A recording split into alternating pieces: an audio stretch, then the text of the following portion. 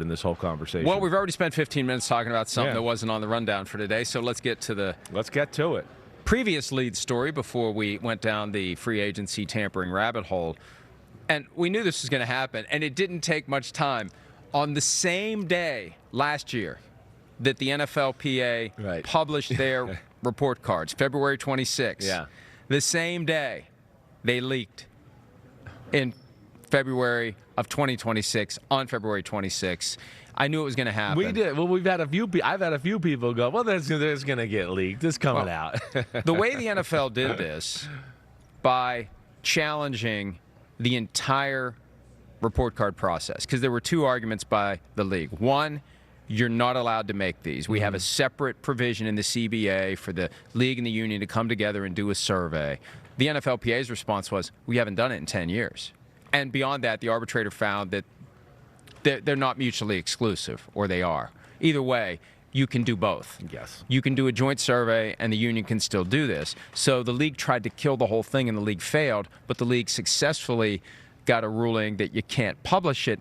You're not even daring them. It's a given at that point. Once you let it be known to the union that this bothers you, you're going to get it. You got 2,000 members of the union who have access to this website, and of course someone was going to do it. And Kalen Kaler of ESPN.com had, at first it was just a couple of snapshots, like the Dolphins finished first, the Steelers finished dead last. Crazy. Dead last, the Pittsburgh Steelers. One of the comments was, in their locker room, they only have 5 bathroom stalls. That's old $1 stuff right there. Last. And they did field quality for the first time. Yes. And the Steelers were dead last. With a large gap between them and everyone else. And others got Fs. So the Steelers are down to like G, H, I, and J, I guess. But then all the grades, and we've got a link on our website to the story at ESPN.com that's got all the grades, and they have added new categories like offensive coordinator, defensive coordinator, position coaches, general manager. Wow. And I had someone reach out to me and say,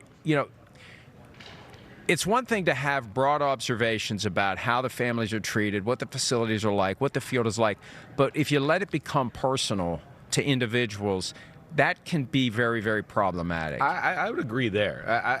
Especially anyone other than the owner. Well, because the owner can say, "Oh, that F doesn't mean anything to me," but look at this, my offensive coordinator got a D+. What's wrong with my offensive coordinator? That's what I would be a little scared with in that department, right? The bad year on offense. The receiver that's the star of the football team, disgruntled, didn't get the ball enough. Now he's told all the other receivers, man, this OC stinks. He's having a bad year. He stinks, blah, blah, blah. And you get people just in, the wrong frame of mind at the right place and time to make a vote and go, man, I'm frustrated with this guy. Ugh, I can't stand the offensive coordinator. I don't know if that's fair either. I'm not sure but all the other stuff I love. I love it. I love the field thing. That's a great thing to add to this whole thing. So that's awesome. And I'm going to put the owners in a different category than the coaches, though.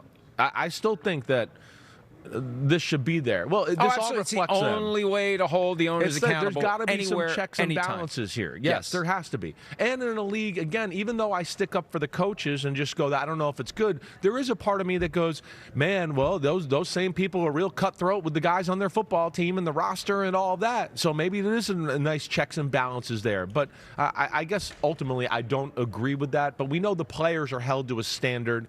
The players, every decision about them is cutthroat in business.